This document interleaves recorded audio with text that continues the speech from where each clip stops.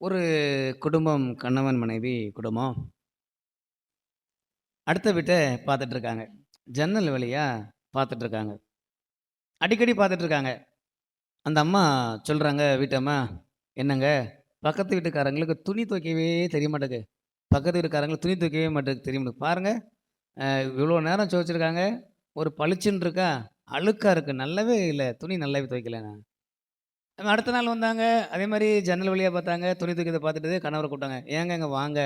இந்த பக்கத்து வீட்டுக்காரங்கள பாருங்க. என்னத்த துணி துவைக்காங்க. வாங்க, பளிச்சுன்னே இல்ல. நல்லாவே துவைக்க மாட்டுக்காங்க. நாம ஒரு நாள் போய் சொல்ல வேண்டியிருக்கும் போல தெரியுது" அப்படின்னாங்க.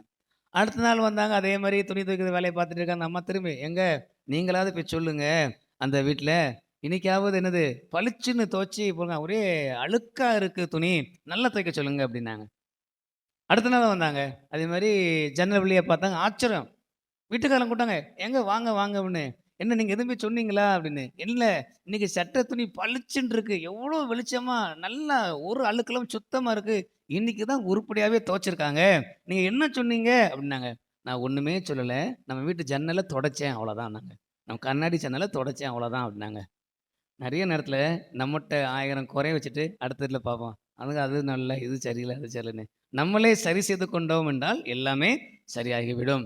இந்த நாளிலே நமக்கு தியானத்திற்காக திருச்சபை நமக்கு தந்திருக்கிற வசனம் 96வது சங்கீதத்திலே 13வது வசனம். 96வது சங்கீதத்திலே 13வது வசனம்.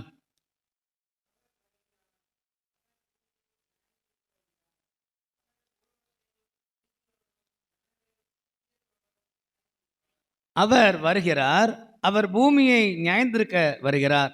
அவர் பூலோகத்தை நீதியோடும், ஜனங்களை சத்தியத்தோடும் நியாயந்தீர்ப்பார். அவர் வருகிறார். கிறிஸ்மஸ் நம்ம ஆயத்தப்படுகிறோம். வருகிற வாரத்திலிருந்து அட்வென்ட் அ வாரம் ஸ்டார்ட் ஆகுது. இயேசு பிறப்பின் செய்தி. இயேசு இந்த உலகத்தில பிறந்த செய்தி. ரொம்ப முக்கியமா, எது எதை நமக்கு கற்றுக் கொடுக்கிறது? நம்ம கிறிஸ்மஸ் கொண்டாடுறோம் பார்த்தீங்களா? அது எதை கற்றுக் கொடுக்கிறது தெரியுமா யாருக்காவது?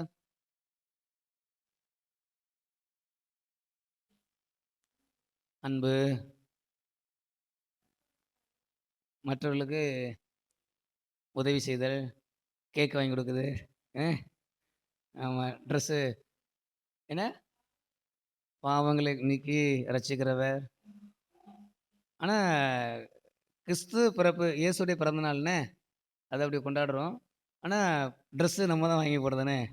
இது ஒரே பேர்த்டேல நம்ம தான் ட்ரெஸ் வாங்குறோம். மொத பேர்த்டேக்கு அந்த பிள்ளைங்களுக்கு வாங்குவோம். ஆனா, இயேசு பிறப்புக்கு நம்ம புது ட்ரெஸ் போடுறோம். ஏன் தெரியுமா? ஏன்? ஆமா. அது ஒண்ணு நமக்கா தான். இந்த இயேசு எனக்குள்ள இருக்காங்க. என்னதுண்ணே? இயேசப்பா எனக்குள்ள நான் ஏசப்பா பிள்ளை. நான் இயேசு என் உள்ள இருக்காங்க. அதனால இந்த ஏசப்பா அது மாரி நம்ம குடுக்கோம். நெறைய பேருக்கு உதவி செய்றோம். கிறிஸ்மஸ் டைம்ல. அந்த அன்பை பகிர்ந்து கொள் ரொம்ப முக்கியம். இந்த அட்வென்ட் எதை கற்றுக் கொடுக்கிறது அப்டின்னா, அடுத்த வாரம் தான் அட்வென்ட் ஆரம்பிக்கிறது. என்னன்னா, இயேசு மீண்டும் வருவார்.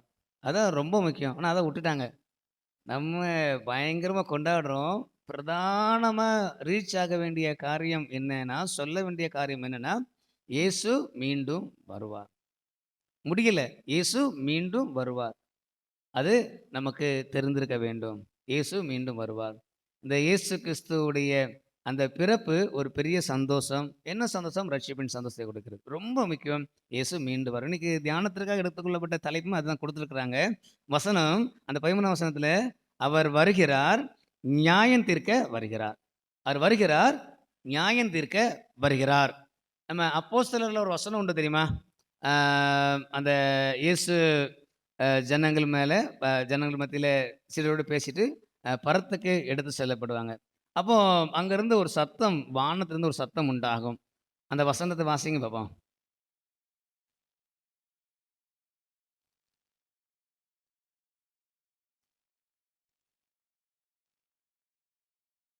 அதுல என்னன்னா, ம் 1ஆம் அதிகாரத்துல அப்போஸ்தலர் 1ஆம் அதிகாரத்த நானே சொல்லிருறேன்.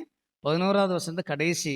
ஆ "உங்கள் கண்களுக்கு முன்பாக வானத்துக்கு எழுந்தருளி போனாரோ, வானத்திலிருந்து போனாரோ, அப்படியே மறுபடியும் வருவார். மறுபடியும் வருவார். சரியா? இயேசு மறுபடியும் வருவார். எதுக்கு வாராங்க அப்படின்னா, ஏசப்பா இந்த உலகத்திற்கு வந்ததுக்கு மிக முக்கிய நோக்கம், நாம் அனைவரும் பாவ மன்னிப்பை அடைய வேண்டும். இயேசு கிறிஸ்து வழியாக பரலோகம். நானே வழியும் சத்தியம் ஜீவனுமா இருக்கிறேன், என்னை அல்லாமல் ஒருவனும் பிதாவிடத்துல வரான். பரலோகத்திற்கு நானே வாசல் அப்படின்னு ஏசப்பா சொல்லியிருக்கிறாங்க. நானே வழி. இயேசு இல்லாமல் பரலோகத்திற்கு வர முடியாது. இயேசு இல்லாமல் பரலோகத்துக்கு வர முடியாது. சரியா? இந்த இயேசு மீண்டும் வருகிறார். எதற்கு வருகிறார் என்றால், நியாய தீர்க்க வருகிறார். நாம் அனைவரையும் நியாயம் தீர்ப்பாங்க. எதுக்கு நியாயம் தீர்க்காங்க, நியாயம் தீர்க்கப்படுவோம் அப்படின்னா, நம்முடைய பாவத்துக்கு தக்க தண்டனை கொடுக்கப்பட்டு பரலோகம் நரகம் அதற்கு அனுப்பப்படுவாங்க. சரியா? பரலோகம் நரகம். இந்த உலகத்துல எல்லா சமயத்தினருக்கும் ஒரு நம்பிக்கை உண்டு. சிலர் சொல்றாங்க, மனித பிறப்பு இதோட முடிஞ்சுது. இதோ முடியுமே கிடையாது. சிலர் சொல்லுவாங்க 7 பிறவி இருக்கு. மீண்டும் ஒவ்வொரு பிறவி, அந்த ஒரு பிறவிக்கே தாங்க முடியல. 7 பிறவிக்கு என்ன ஆச்சு? சும்மா டைலாக் சொல்லுவாங்க தெரியுமா? அடுத்த பிறவில நீ தான் எனக்கு கணவரா வரணும், நீ தான் எனக்கு மனைவி வரணும். எப்பா என்ன? ஆனா சொல்றாங்க. ஆனா எந்த ஆதாரமும் இல்ல. வேதம் ரொம்ப தெளிவா சொல்லப்பட்டிருக்கிறது. வேதம் ரொம்ப தெளிவா சொல்லப்பட்டிருக்கிறது. அதே மாதிரி எல்லா மதத்தினருக்கும் ஒரு நம்பிக்கை உண்டு. என்னன்னா, சொர்க்கம், மோட்சம். அது எல்லாம் கற்றுக் கொடுக்கிறது. எல்லா மதத்திலையும் சொர்க்கம் இருக்கு, மோட்சம் சொல்லப்பட்டிருக்கிறது. யார் சொர்க்கத்துக்கு போவாங்க, மோட்சத்துக்கு போவாங்க சொல்லப்படுகிறது. எப்போ போவாங்கன்னு சொல்லப்பட்டிருக்கிறது. ஆனா கர்த்தராகிய இயேசு கிறிஸ்து நமக்கு தந்த வேதத்துல மிக தெளிவாக அந்த மோட்சத்திற்கு செல்லுகிற வழி எப்படி என்பதை மிக தெளிவாக சொல்லியிருக்கிறாங்க. இயேசு தான் வழி, வேற வழியே இல்லை. இயேசு அல்லாமல் ஒருவரும் பரலோக ராஜ்யத்திற்கு வரவே முடியாது. சரி, அந்த கடைசி நாட்கள்ல அதாவது இயேசு எதுக்கு நியாயம் தீர்க்க வராங்க. நியாயம் தீர்த்து தம்முடைய பிள்ளைகளை பரலோகத்துக்கு சேர்த்துக்குவாங்க. மற்றவங்களை எங்க தள்ளிடுவாங்க? நரகத்துக்கு. என்ன? நரகத்துக்கு தள்ளுவாங்க. யார் பரலோகத்திற்குள்ளாக பிரவேசிப்பாங்க அப்படின்னு நம்ம பார்த்தோம்னா, ஒரு வசனம் சொல்லப்படுகிறது. நிறைய வசனம் இருக்கு. நான் நிறைய பார்த்தேன். நிறைய வசனம் எல்லாமே நிறைய சொல்லப்பட்டிருக்கு. நியாயத்தீர்ப்பை குறித்து நிறைய சொல்லப்பட்டிருக்கு. நம்முடைய பாவங்களை குறித்தான தண்டனைகள் நிறைய சொல்லப்பட்டிருக்கு. சில காரியங்களை நான் சொல்ல ஆசைப்படுகிறேன். அதாவது வெளிப்படுத்துதல்ல ஒரு வசனம் இருக்கிறது. வெளிப்படுத்துதல்ல 20ஆம் அதிகாரத்தில், வெளிப்படுத்துதல் 20ஆம் அதிகாரம், வெளிப்படுத்தல் 20ஆம் அதிகாரத்தில் 13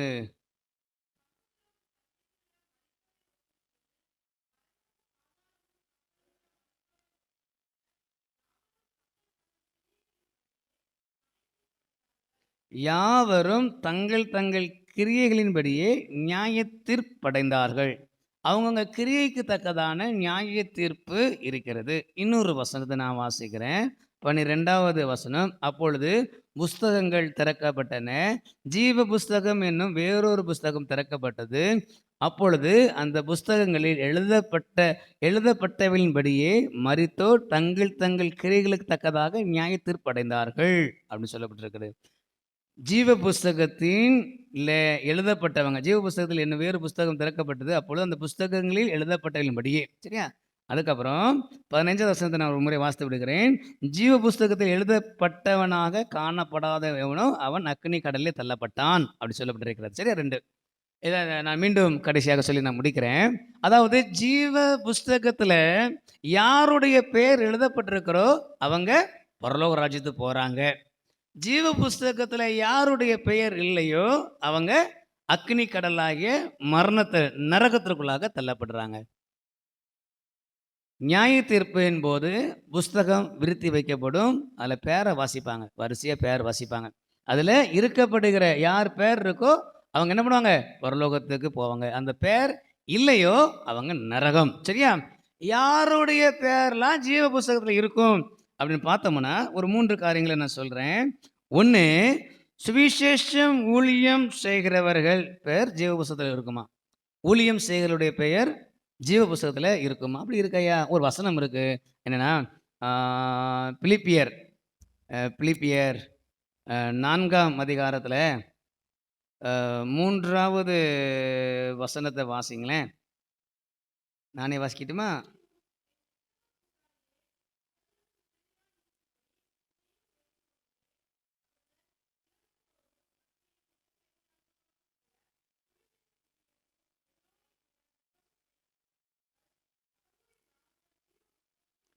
சுவிசேஷ விஷயத்திலே என்னோடு மிகவும் பிரயாசப்பட்டார்கள், அவருடைய நாமங்கள் ஜீவ புஸ்தகத்தில் இருக்கிறது. சுவிசேஷத்திற்கு பிரயாசப்பட்டவங்க, ஊழியத்திற்கு பிரயாசப்பட்டவங்க உடைய பெயர்கள் ஜீவ புஸ்தகத்தில் உண்டாம். அப்போ ஊழியம் செயலுடைய பெயர்கள் ஜீவ புஸ்தகத்தில் இருக்கு. அதனால தான் நம்ம செப்டம்பர் மாதம் திருமண்டலம் நமக்கு வச்சிருக்கிறாங்க. என்னன்னா சுவிசேஷ ஊழியம், எக்கால பண்டிகை. எப்படியாவது நம்ம ஆத்துமாக்களுடைய பேரெல்லாம் நம்ம ஜீவ புஸ்தகத்தில் எழுதிடணும். அதனால ட்ராக்ஸை கொடுத்து இயேசு உங்களை நேசிக்கிறார், ஒரு ஆத்மாவாவது சந்திக்கப்பட்ட பரலோகத்துன்னு சொல்லுவாங்களே, இவங்க தான் எனக்கு ட்ராக்ஸ் கொடுத்தாங்க, இவங்க மூலமாக தான் என்ன பண்ணேன் சந்திக்கப்பட்டேன்னு சொல்லி நம்ம பேரை சொல்ல வாய்ப்பு இருக்குது. நம்புறீங்களா? நான்லாம் ரொம்ப நம்புகிறேன். ஆமாம், எப்படியும் நிறைய பேர் சந்தேகப்பட்டிருப்பாங்க, நிறைய பேர் ட்ராக்ஸ் கொடுத்துருக்க பார்த்தீங்களா, இயேசு உங்களை நேசிக்கிறார்.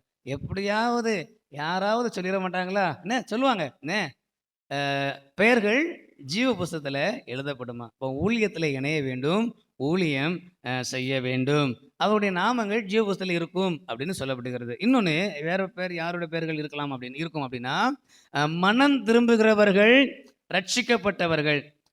யாருடைய பெயர்கள் ஜீவ புஸ்தகத்தில் இருக்குமா? மனம் திரும்புகிறவர்கள், ரட்சிக்கப்பட்டவர்கள். அப்போ ஊழியம் செஞ்ச பேர் வந்துடும் அப்படின்னு மட்டும் நினச்சிட்டோம்னா இதற்கு ஒரு காரியங்கள் இதில் இருக்குது. சரியா? மனம் திரும்புகிறவர்கள், ரட்சிக்கப்பட்டவர்கள் ரொம்ப முக்கியம்.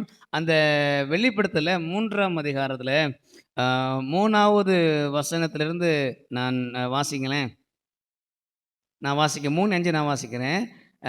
நீங்கள் ஆகையால் நீங்கள் கேட்டு பெற்றுக்கொண்ட வகைகளை நினைவு கூர்ந்து அதை கை கொண்டு மனம் திரும்பு. நீ விழித்திராவிட்டால் திருடனை போல உன்மேல் வருவேன், நான் உன்மேல் வரும் வேலையை அறியாதிருப்பாய். 5வது வசனம், ஜெயங்கொள்ளுகிறவனோ அவனுக்கு வெண் வஸ்திரம் தரிப்பிக்கப்படும், ஜீவ புஸ்தகத்திலிருந்து அவனுடைய நாமத்தை நான் கிறுக்கி போடாமல் என் பிதா முன்பாகவும் அவருடைய தூதர்கள் முன்பாகவும் அவன் நாமத்தை அறிக்கையிடுவேன். மனம் திரும்பணும். மனம் திரும்புகிறவருடைய பெயர்களை பிதாக்கள் முன்பாகவும் தேவதூதர்கள் முன்பாகவும் நாமத்தை அறிக்கையிடுவேன். அப்படி மனம் திரும்பலை அப்படின்னா என்ன பண்ணிடுவேன்? கிறுக்கி போட்டுருவேன், கிறுக்கி போட்டுருவேன், அடிச்சிருவேன், கட்டு கிறுக்கி. அதாவது பெயர்கள் தெரியாத அளவுக்கு அடிக்கப்படும், அடிச்சு போட்டுருவேன் அப்படிங்கிறாங்க. யாருன்னா மனம் திரும்பாதவர்கள். மனம் திரும்புவது என்பது எதை குறிக்கிறது என்றால் ரட்சிப்பு, பாவ மன்னிப்பின் நிச்சயம். அதாவது என் பாவம் மன்னிக்கப்பட்டது என்ற நிச்சயம். இயேசு கிறிஸ்துவின் இரத்தம் சகல பாவம் நீக்கி நம்மை சுத்திகரிக்கிறது. இயேசு கிறிஸ்துவின் இரத்தத்தினால கழுவப்பட்ட ஒரு அனுபவம். நம்ம தெரிந்தோ தெரியாமலோ தப்பு பண்ணியிருப்போம், துணிந்து தப்பு பண்ணியிருக்கலாம், தப்புன்னு தெரியும் தப்பு செஞ்சுருப்போம். இப்படி நிறைய பாவங்கள் இருக்கிறது, தவறுகள் இருக்கிறது. அது அனைத்தும் மன்னிக்கப்பட்டிருக்க வேண்டும். அந்த நிச்சயம் நமக்கு வேணும். இதுதான் ரட்சிப்பு. சின்ன பிள்ளையிலிருந்து யோசித்தோம்னா நிறைய தப்பு செஞ்சுருக்கிறோம். சரியா? தவறு செய்யாத மனிதர்கள் இருக்க மாட்டாங்க. ஆனால் நம்முடைய தவறுகள் மன்னிக்கப்பட்ட அனுபவம் நமக்கு வேண்டும். அது எப்படி தவறுகள் மன்னிக்கப்படும், பாவம் மன்னிக்கப்படும்னா, வேதம் சொல்லுகிறது பாவ அறிக்கை செய்வது. நம்முடைய பாவத்தை அறிக்கை, பாவத்தை ஏசாப்பாக்கு முன்பாக சொல்லணும். அதான் அறிக்கை. எப்படி சொல்லணும்? சும்மா குத்து, ஏற்கனவே ஒரு முறை செய்தியில் சொல்லியிருக்கிறேன், சும்மா சொல்லக்கூடாது. தெளிவாக ஏசப்பா இந்த நாளில் இத்தனை மணியில் இப்படி பாவத்தை இப்படி செஞ்சேன்னு சொல்லி தெளிவாய் அதை நாம் என்ன பண்ணோம்? ஏசப்பாக்கு முன்பாக அறிக்கை பண்ணப்பட வேண்டும். இப்படி அறிக்கை பண்ணப்படுகிற வேளையிலே நம்மகிட்ட இருக்கிற பாவங்கள் கல்வி சுத்திகரிக்கப்படுகிற ஒரு அனுபவம். அதுக்கு பின்பு ஒரு பெரிய மகிழ்ச்சி நமக்குள்ளாக வரும். இந்த அன்னாள் ஜெபம் பண்ணுவாங்க தெரியுமா? அன்னாள் ஜெபம் தெரியுங்களா? அன்னாள் ஜெபம் பண்ணி முடிந்த பின்பு அவள் துக்க முகமாக இல்லை அப்படின்னு சொல்லிவிடுவோம். அவர் ரொம்ப மகிழ்ச்சியோடு கடந்து செல்வார். அப்போ சொல்லும்போது என் இருதயம் முழுவதையும் ஊற்றினேன் அப்படி சொல்லிவிடுவோம். அப்போ நம்முடைய வாழ்வில் இருதயம் ஃபுல்லாக ஒன்றும் விடக்கூடாது, எல்லாத்தையும் ஏசாப்பாக்கு முன்பாக ஊற்றினோம்னா ஒரு பெரிய மகிழ்ச்சி நமக்குள்ளாக வந்துவிடும். இந்த மகிழ்ச்சி தான் என்ன செய்யும்னா சுவிசேஷத்தை அறிவிக்க செய்யும். இந்த முதல் பகுதி சொன்னோம் பார்த்தீங்களா? சுவிசேஷ ஊழியத்தின் செய்கிறவர்கள் ஆதி அப்போஸ்தலர் காலத்தில் ரட்சிக்கப்பட்டவர்கள் அன்னதினமும் திருச்சபையில் சேர்க்கப்பட்டாங்க. சிதறி சென்றவர்கள் எங்கும் சென்று சுவிசேஷத்தை பிரசங்கித்தார்கள். அப்போ சிதறி போனவங்க எல்லா இடத்துலையும் போய் சுவிசேஷத்தை பிரசங்கித்து கொண்டிருந்தாங்க. ஏன் பிரசங்கித்தாங்கன்னா அவங்க ரட்சிக்கப்பட்டிருந்தாங்க. ரட்சிக்கப்பட்டிருக்கிறவங்க என்ன பண்ணுவாங்கன்னா, சும்மா இருக்க மாட்டாங்க. யாருக்காவது ஜெபிப்பாங்க. கவலையோடு இருக்கிறவங்கட்ட, "நீங்க கவலைப்படாதீங்க, ஏசப்பா உங்களுக்கு இருக்காங்கன்னு" சொல்லுவாங்க. இப்படி சும்மா இல்லாதபடி ஏதாவது ஒரு சூழ்நிலையில ஏசப்பா பத்தி சொல்லிட்டே இருப்பாங்க. யாருன்னா, அதான் ரட்சிப்பின் அனுபவம். அது பெரிய சந்தோஷத்தை கொடுக்கும், ஆத்ம பாரத்தை கொடுக்கும். இந்த மனம் திரும்ப வேண்டும் என்று ஏசப்பா விரும்புறாங்க. மனம் திரும்பலுடைய பெயர்கள் அடிக்கப்படாது அதுல இருக்கும். சரியா? இன்னொன்னு, யாருடைய பேர் இருக்கும் அப்படின்னா, இத பார்க்கும்போது நான் ரொம்ப சந்தோஷப்பட்டேன். யாருடைய பேர் இருக்கும் அப்படின்னா, யாருடைய பேர் இருக்கும்னா, நம்ம எல்லாருடைய பேரும் ஜீவபுஸ்தகத்துல இருக்குமா? அல்லேலூயா! நம்ம எல்லாருடைய பேரும், ச்சே! நல்ல வேலைப்பா. அ எல்லாருடைய பேர் அப்படி வசனம் ஒரு வசனம் இருக்கு. 139வது சங்கீதத்துல, அ 139வது சங்கீதத்துல, ஆ 16வது வசனம், 16வது வசனம். ம்.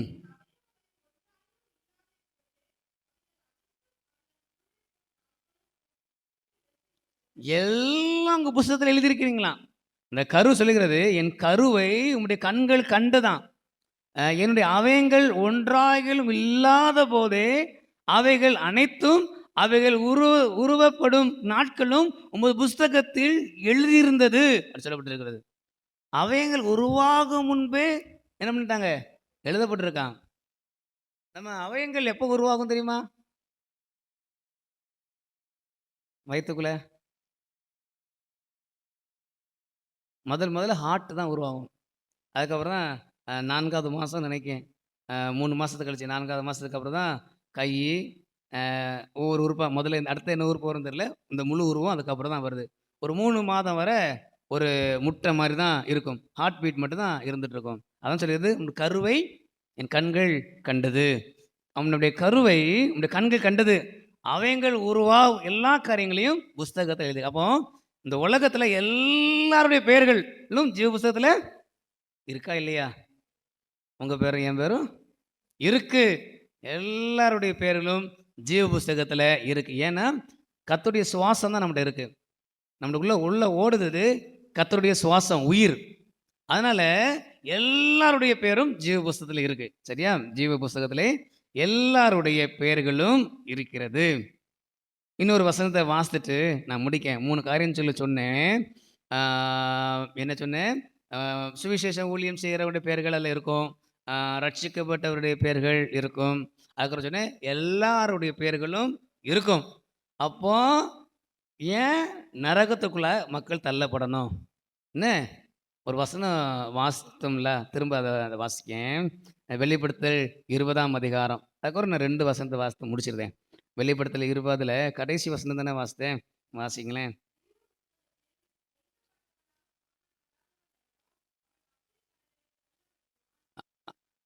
போதும். இப்போ அந்த 139ல வாசிக்கும்போது எல்லாருடைய பேரும் ஜீவ புஸ்தகத்துல இருக்கு. எல்லாருடைய பேரும் புஸ்தகத்துல இருக்கு. ஆனா, இந்த 20ல கடைசி சொல்லுகிறது, ஜீவ புஸ்தகத்தில் எழுதப்பட்டவனாக காணப்படாதவன் எவனோ அவன் அக்கினி கடலிலே தள்ளப்படுவான். ஜீவ புஸ்தகத்தில் எழுதப்பட்டவனாக காணப்படாதவன் அப்படின்னா யாரு? அது அர்த்தம் என்ன? சொல்லுங்களேன்.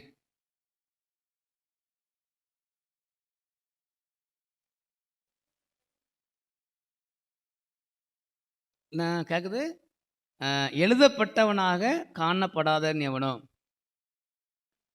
எழுதப்படல. அப்போ அந்த வசனத்துல எல்லாரும் எழுதியிருக்குன்னு சொன்னோம்ல? புக்கு இருக்கும்போது பேர காணோம்.